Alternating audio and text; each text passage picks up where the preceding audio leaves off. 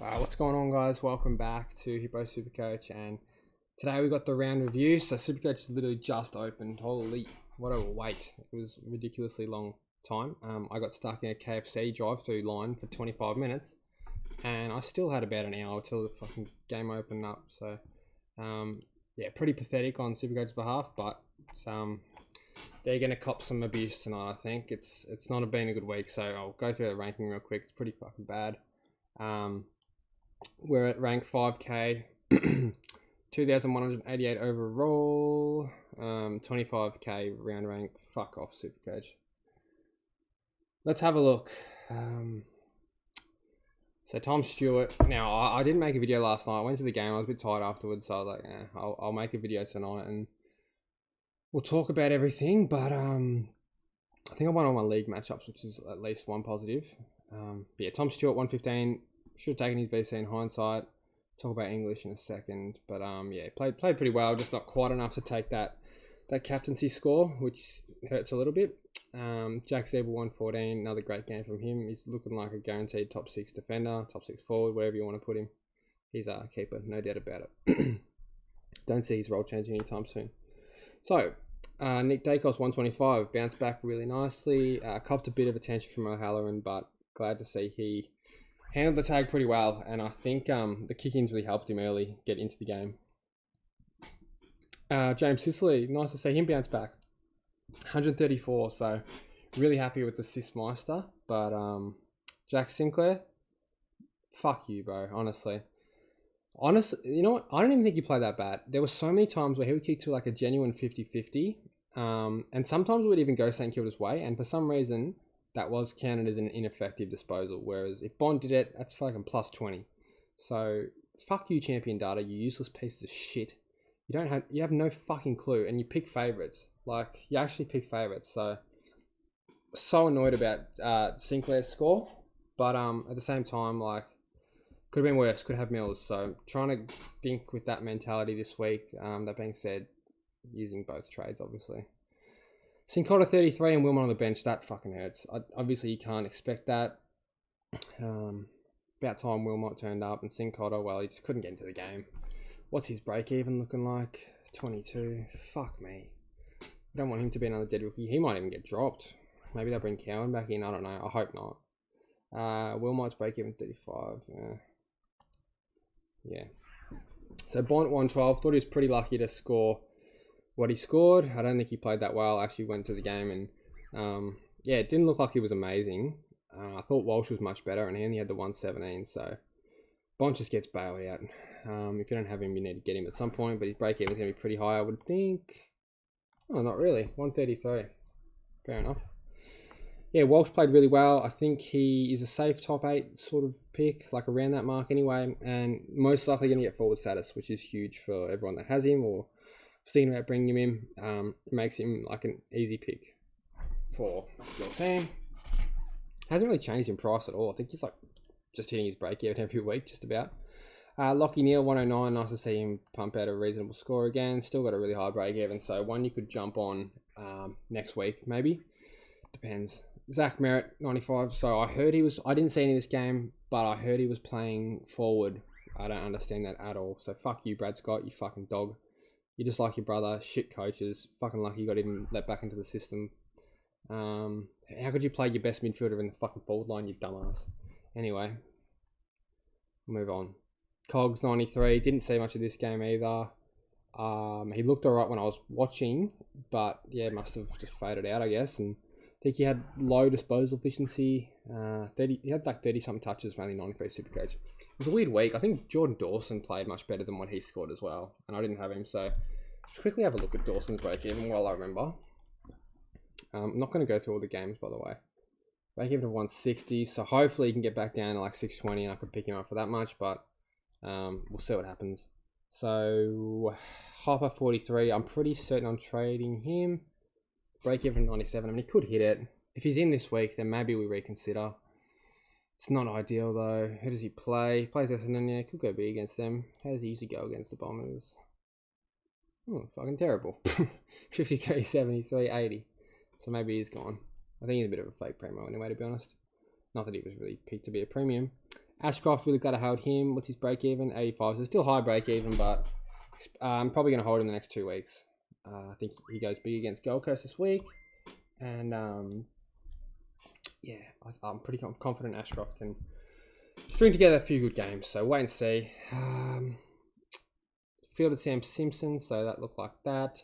Went early on Blake Drury, big mistake. But North having so many players out, I think they have to field. They have to play Drury at this point. His break even's probably fucking positive. No, it's still negative. Just hopefully he can get it like a 60 or a 70 next week. But yeah, it looks like his job's okay now with all the outs. Fingers crossed he holds. Yeah, Simpson was okay. English 88 is my captain. Fuck you, you skinny little nerd. Or big nerd. Nerd looking prick. I like English, but fuck, what a shit score. I think even champion data, like, I feel like he played much better than what he scored. I know he didn't have that many hit outs to advantage, but I don't know. I thought he was alright around the ground, and I thought he was a bit better than 88, but clearly not. It's his break even, 143. Yeah, he's coming down. Fall from grace for Timmy boy. Who else are we looking at? We're looking at Rowan Marshall. Marshall's had a really nice game, and apparently he got sat out for the last few bits of that game, so don't know why. They seem to love to do that. It's fucking stupid, considering he's not even that old, but I guess he is soul rucking, like it is taxing on the body and whatnot, so yeah, fair enough. Sava Radigalea, 77. So he's one I want to actually get on the field. I think he's strung together a few good games. Maybe there was one bad one in there. We'll get it up real quick. I think might have been like the last week he didn't play too well. Every other week's been pretty good. Yeah, so he's gone 88, 88, 75. 3 really good scores. Then 43, which obviously was pretty bad. And then 88, 77. So he's looking like a fieldable option, or at least a loop option. So I think I might try and swing Chandler out. We'll talk about my trades in a second, but looking to get Chandler out and then swing him down. Talk about the forwards real quick. Taranto, pretty average game. Fucking shit ton of fantasy and no Supercoach. Typical butcher. Probably the worst kick in the comp along with Blake Acres, I reckon. Josh Dunkley, 103. Good game from him. Errol Goulden, fuck, this kid's a monster. He's been going off with no CBAs. I'm going to VC him against North this week, and it might sound a little bit crazy, but the kid is in unreal form. He's gone, two back-to-back 150s? So 119, 156, 156. Funny thing is, I was going to trade him in round 7 instead of Setterfield, because I was like, fuck, Setterfield's at least going to get CBAs. Goulden's not. But if I did that, I might have just dead set necked it. Rosie, 105, solid score. Sheasel, 68, bit of a down game, but I still hold him. You know, the kid's only in his first year. I think he'll have down games every now and then, but I think he's still good enough to be a keeper for our teams. Still averaging 100, which is ridiculous by round 10 as for a rookie that we paid like 190k for. So keep Sheasel, I think. Seamus Mitchell played really well on the bench, of course. Alwyn Davey, fuck you. And then Kate Chandler, 42. So Chandler's break even. Oh my god, it's 105. Yeah, you're gone. Jesus, I didn't expect it to be that high. Holy. Yep, you are as good as gone. So he has to go. I think it's almost non-negotiable. So yeah, let's talk about the trades. So I'm thinking about bringing in Madden. I've already got that many fucking shit rookies, dead rookies. I may as well just bring in another one, eh? Nick Madden. So he is supposed to play over the next few weeks. So fingers crossed he does. Now, what options does that give us? At this point, we need to look at, like, who do we want on the field? Who do we not want on the field? Sincotta I still trust. I know he had a bad game, but who does he play this week? I think Collingwood, the MCG, I think he's better on bigger grounds where he's got a bit more space to operate. I feel like he's one of those sort of players. In terms of like primos to bring in this week, I don't really have any idea. Like, if Hopper goes... obviously we can afford anyone, can't we? Yeah, we can. We could just get Clary and just call it a day. But at the same time, I don't know. Laird's looking really nice, but I assume his break-even's still pretty high. Yeah, 140 break-even. He's one definitely to target over the next few. Just get him in at all costs. I know he's still a bit hurt, but fuck, man. You're paying under 600 for M1 or for #1 player in Supercoach last year. You pretty much can't pass that up. But like, if you're looking at the top 6, like, there's not really that many good options, I feel. And Josh Kelly's looking quite nice. Glenn Olive obviously is just the one that stands out. I think he cops a bit of attention from Will Drew this week, but I could be wrong. I don't want to be wrong, but yeah, Jordan Dawson probably going to drop a bit. Yeah, 150 break even. So something like that does look pretty good, but obviously you're paying close to top dollar for Oliver. But this might be the week to get him because I just don't think there's any other good options at this point.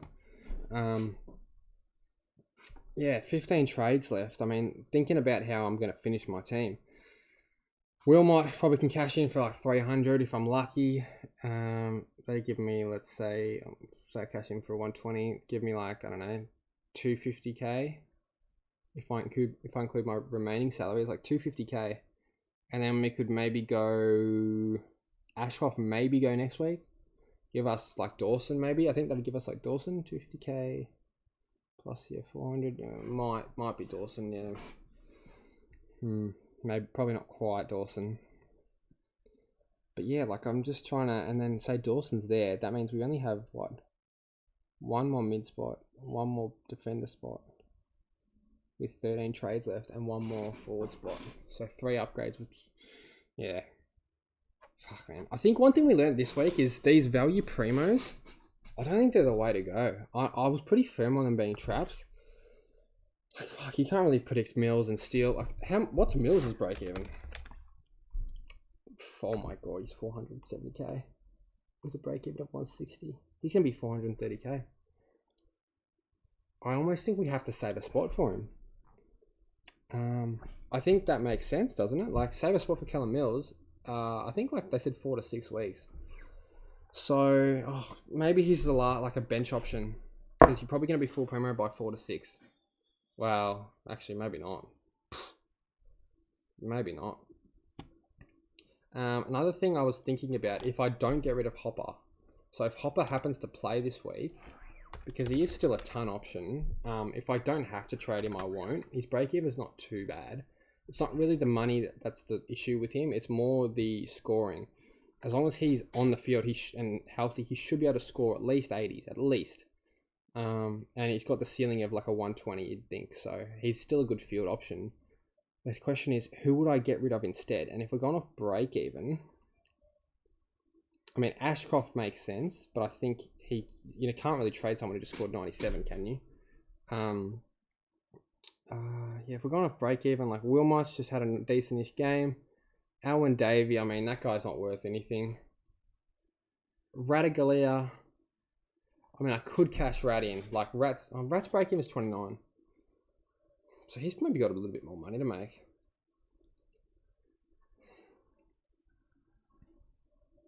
What could I do with that? Can't quite get Clary. That's the thing. Now I have to settle for someone semi-value. I mean, Sarong's looking great. I'm not going to lie. Sarong is looking really nice.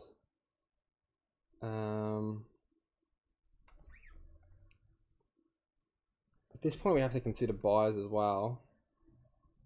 Parrish is one I wouldn't mind bringing in, but obviously injured. Matt Rao cannot be trusted, but he is looking unreal. Yeah, it's a tricky one. It's a really tricky one because, well, one thing that would make it easy is if Darcy Cameron comes in, right? If Darcy Cameron comes in, if you have a look at him, his break-even's 55. So we would be stupid not to go early on him, I think. Averaging the 109 with the 89 game where he got injured. I mean, this guy was balling before he got hurt. So something like that could look really good. If Cameron's playing this week, I don't know if he is. But if he is, I'm definitely going to do that. Then I can keep Hopper. Hopefully he can give me another reasonably good score. In terms of optimizing, what are we doing? Let's have a look at looping. How can we loop this week? Do we field a Seamus Mitchell? The other thing with Cameron is, right, if Petrarca gets forward status, then we're fucked because we're going to need track in the forward line. Yeah. I'm not sure. There's plenty to think about this week. I think the podcast will be pretty good, so make sure you guys tune in. If you don't already have if you're not already subscribed and have the noties on, make sure you do that. It would help me out a lot, make me more motivated to put out content, and yeah, I'm pretty close to getting monetized, so yeah. Wilmot. When does he play? When does Constable play? Because we can already pencil in that he's not going to be in the team. He plays against Wilmot. And Sincotta plays after. Okay, that's really annoying.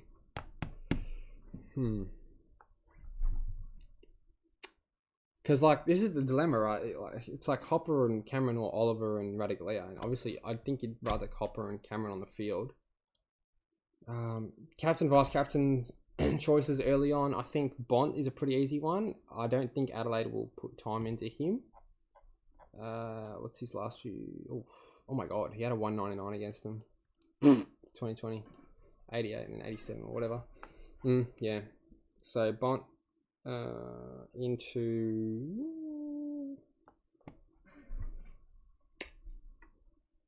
Fuck, I don't know.